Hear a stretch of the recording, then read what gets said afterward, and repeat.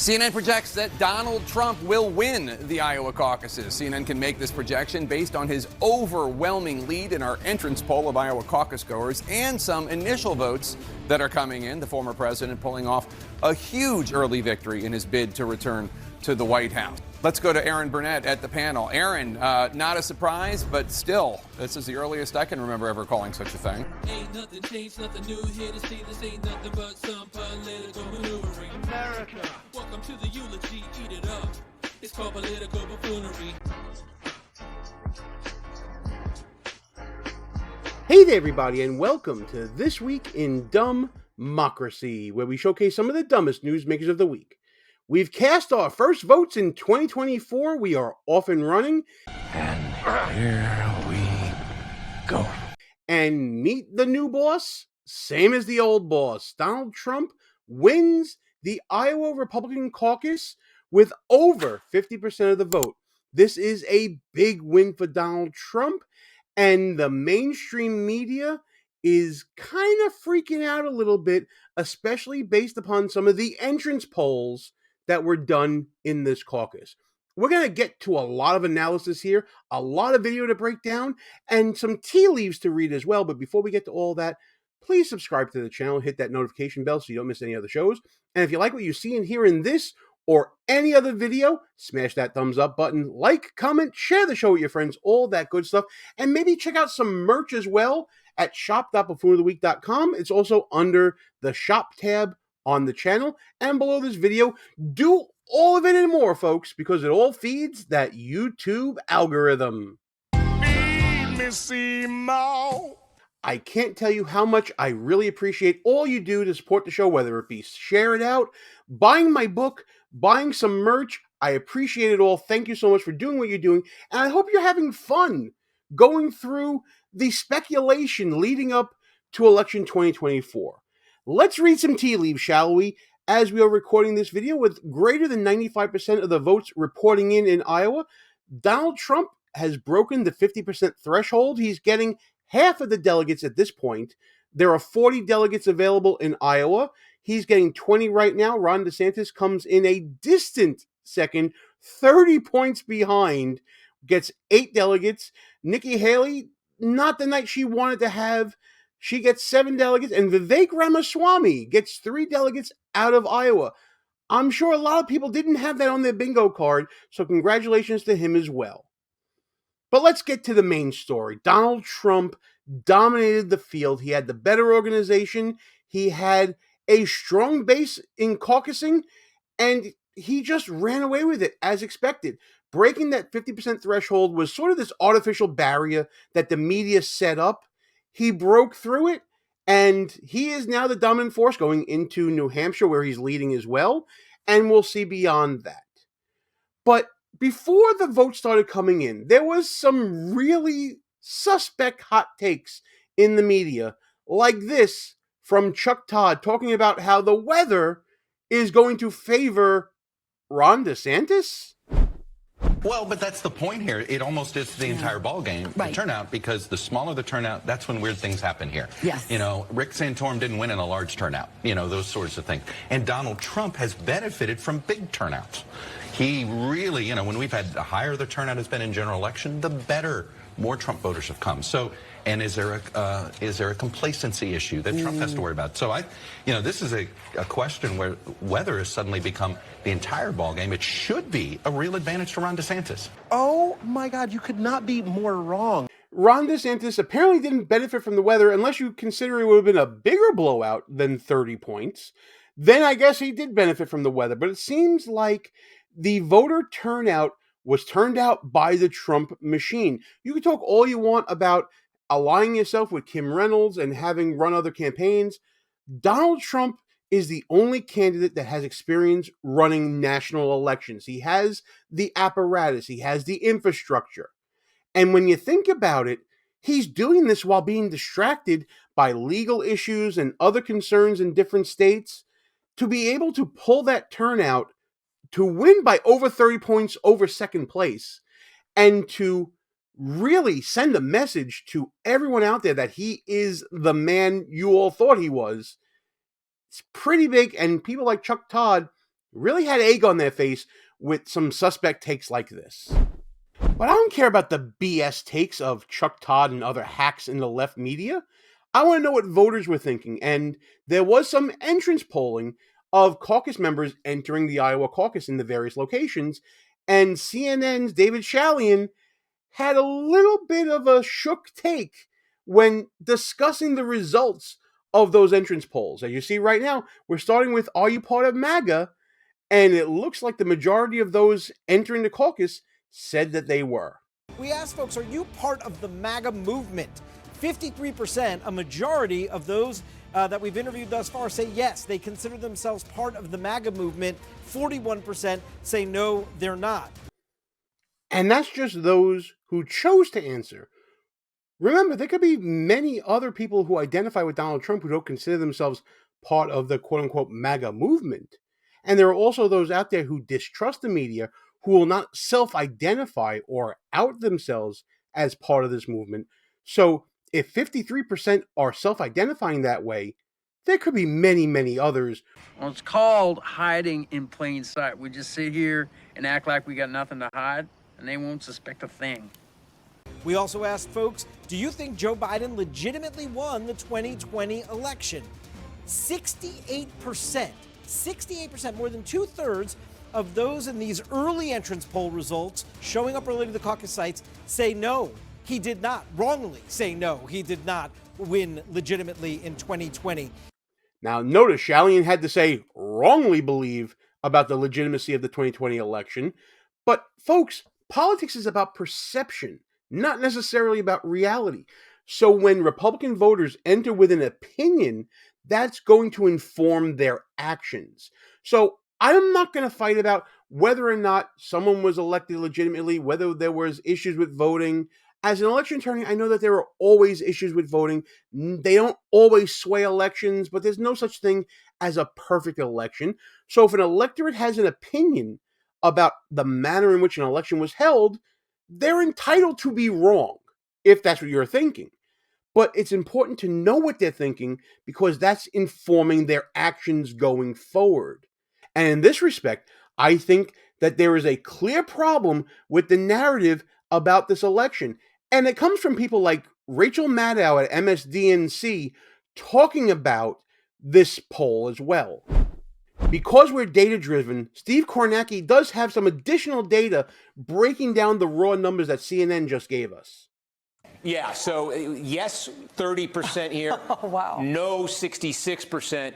And see if I can give you the actual statewide breakdown here. entrance in Iowa? Yeah, this is among all Republican caucus goers that we got into our entrance poll here. So among the yeses, the breakdown in vote is Nikki Haley, 53%, Ron DeSantis, 26%, and Donald Trump getting 10%, not surprisingly. And among the no's on this question here, who said Joe Biden did not win it, it is 68% for Trump. It is 16% for Ron DeSantis. And just double checking my math here, it is 6% for Nikki Haley. So So it's breaking down over candidate lines. It appears that the quote-unquote never Trump right has selected Nikki Haley to be their candidate. It's important to know she's coming in third right now as the numbers have come in with over 90% of the vote in. On the other side, it's dominated by Donald Trump, of course. You would think that as well. But the numbers tell that story. But watch the reaction from Rachel Maddow, who in my opinion is going to be representative of the left's opinion and reacting to these poll numbers. Take a look at this. stark divide there. In the smaller group here, a little bit less than 1 in 3 who say Biden legitimately won it. Trump's getting buried. But 2 out of 3 said Biden didn't win it. And look at that. Trump's getting more than 2 out of 3 right there, more than 50 points ahead of DeSantis. Can we just pause for a second? Yeah, I want to say something about that. 2/3 of Iowa Republican caucus goers believe that the president of the United States right now is a fake, illegitimate, is not actually the president, and is running some sort of scam wherein Donald Trump really is the president and Joe Biden is pretending to be. 2/3 of Iowa Republican caucus goers. Are you being serious? Oh, grow up, Rachel. That's not what's being said here. What's being said here, in my opinion, is that 2/3 of the electorate support Donald Trump in questioning whether or not this election was fair. It doesn't mean that people aren't living with the results or people think that Donald Trump is actually president, quote unquote. It just means that this electorate has questions about the way this election was administered in certain states. But of course, Rachel Maddow wants to lie to her audience and basically say, well, these Republicans are just morons. They're just idiots. They're just dumb if they think this. It's a very facile and a very infantile way of reading the tea leaves here. It's a zero-sum game for people like Rachel Maddow who toe the partisan line for leftist media. It's a completely buffoonish take.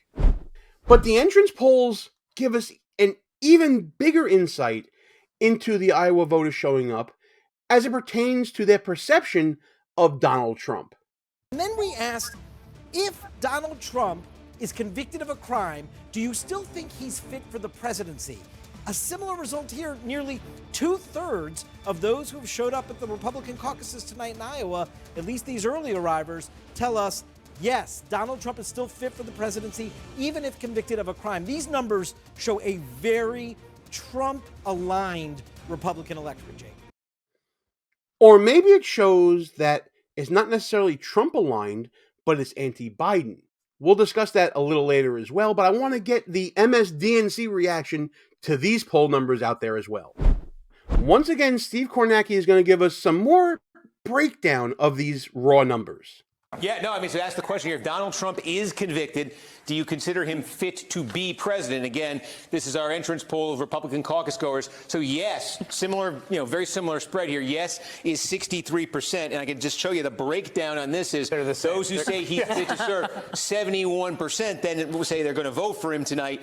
And it's 13% for DeSantis. It is 6% for Haley. Among those who say no, Trump would not be fit to serve, the number is Haley. Remember, Haley seems to be gobbling up the lion's share of the anti-Trump votes. You're seeing 50% for Haley with this group. DeSantis is getting 30%. Trump is getting 9%. And actually, Trump is barely edging out Ramaswamy, who's getting 8% with this group. But yeah. Now, again, let's break this down. Nikki Haley is in third place as we're filming this. And if half of those voters are believing that Trump's conviction is going to be important, that might be the reason why they're Haley voters. It's a chicken or the egg question here. Same thing with those DeSantis voters as well. It's interesting that there's a good chunk of the electorate for Haley and for DeSantis that go along with the idea that Trump can still be legitimate if convicted of these crimes. But again, Rachel Maddow takes these numbers and interprets them in a very facile, infantile, and simplistic way because that's the way MSDNC thinks. This is about a 1/3, 2/3 divide about the legitimacy of the 2020 election, about Trump's legal situation, and you could just see how that is the divide you're seeing there in the party. Again, though, big picture is the big picture here. This means that of people turning out to caucus in Iowa, 1/3 of them think that if Donald Trump is convicted, he is not fit to be president. In this incredibly conservative electorate where Trump is going to run away with the Iowa caucuses by a mile and then some, still 1/3 of that electorate says if he's convicted, they're going to nominate him nationwide? When even 1/3 of Iowa caucus goers say no, he can't be president if he's convicted? I'm sorry, but he's going to be convicted. You're like a great big demented child. Oh, she thinks he's going to be convicted. Excuse me if I don't really believe Rachel Maddow's legal analysis. I don't think she's a lawyer. And based upon her analysis of the Russia scandal, I think she lacks any credibility in reading any tea leaves whatsoever, especially when it comes to the Republican electorate. Let's break it down this way. Yes, there is polling out there that says around 1/3 believe that Trump would be unfit if convicted. Those are people who are already backing other candidates. The majority of that 1/3 is backing someone other than Trump. So I think this number might be, again, a chicken or the egg question. Because they're supporting another candidate, they're saying that Trump is illegitimate. What happens if and when that candidate drops out? What happens to that number then? Also, remember that we're talking about numbers at a point where there's only been information coming from the prosecution concerning these allegations against President Trump. There's nothing out there about his defense. There's motion practice going on that still has to be heard in lower courts, going up to the Supreme Court. That's going to change opinion. There is also the outlining of the defenses against these allegations that have yet to come out in earnest, that we'll see maybe if those motions and appeals go forward and they're not successful. There's a lot that can go on here that may lower that number or raise that number. We don't know at this point. But we do know that when it comes to an indictment, it's the strongest statement that a prosecutor can give when it comes to wrongful activities, wrongful behavior. There's going to be motions to exclude evidence. There's going to be affirmative defenses going up. There's going to be a whole gamut of things. So at the strongest point, we're looking at 1/3 of the electorate who may also be shaded by their own opinion about a candidate. It's not exactly that strong, in my opinion. And finally, there's also the anti-Biden vote that's out there. When the rubber meets the road, are these Republicans going to stay home? Are they going to vote against their own interest and vote for Biden? I don't see that happening. It may shrink the electorate down, but these people might also come around and see that Donald Trump is the only viable alternative to stop Biden, and there may be an anti-Biden vote out there.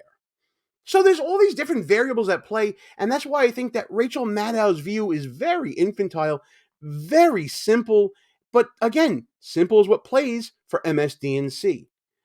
In my opinion, there's a problem of perception here coming from the left. They're reading it their own way. They have their blue-colored glasses on, reading these tea leaves, and I'll give you another example of it right after this. Like what you see so far? Go ahead and smash that thumbs up button. Also, leave us a comment and tell us what you're thinking, and don't forget to subscribe so you never miss another show.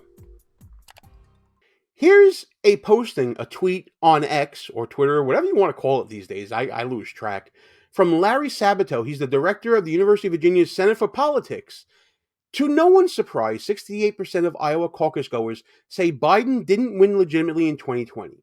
But I don't hear anchors pushing back at every opportunity to say that is totally false, as you heard David Chalian say in that clip earlier.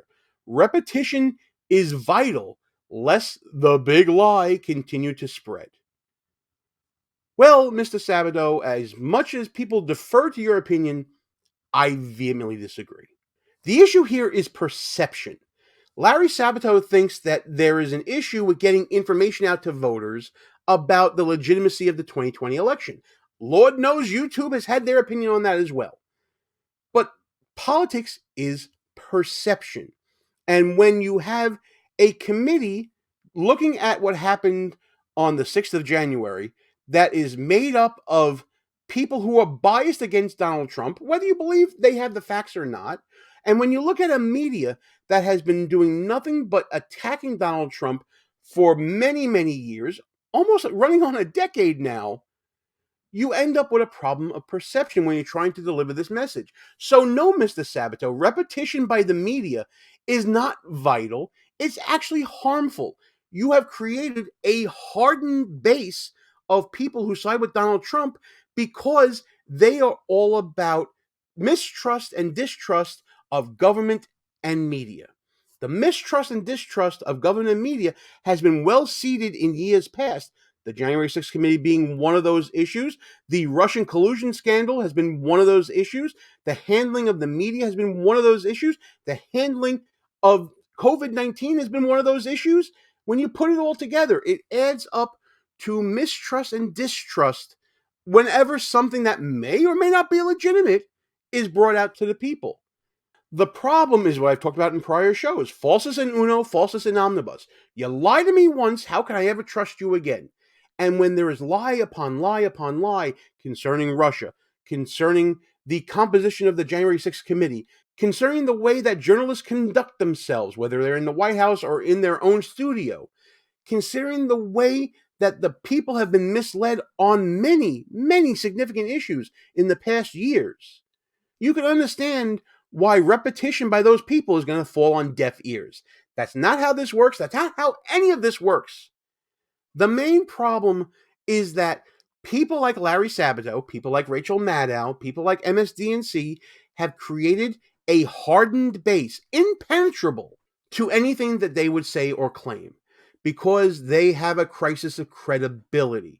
The journalist hacks out there are not penetrating, they're not permeating that shell. What we got here is a failure to communicate. There is a hardened Trump support that seems to be the greater majority of the electorate. And I think these results in Iowa that we're seeing right now, where Trump broke that 50% threshold, despite the second coming, which is Ron DeSantis, Nikki Haley running on her agenda, and Vivek Ramaswamy trying to replicate MAGA with someone else in charge, all of that combined cannot take down Donald Trump. He's going to be the nominee, in my opinion, so buckle up, America. It's going to be a bumpy ride between now and November. But listen, that's just my opinion of reading the tea leaves. Let me know what you guys think about all this. Are you seeing different tea leaves than I'm seeing? Give me some comments about what you're seeing after this Iowa caucus, and let's talk about it in the comments. And please, as always, subscribe to the channel, hit that notification bell so you don't miss any other shows, like and share the show with your friends so we can all get together and talk about the shenanigans and buffoonery going on in this election every day this week in DUMBmocracy.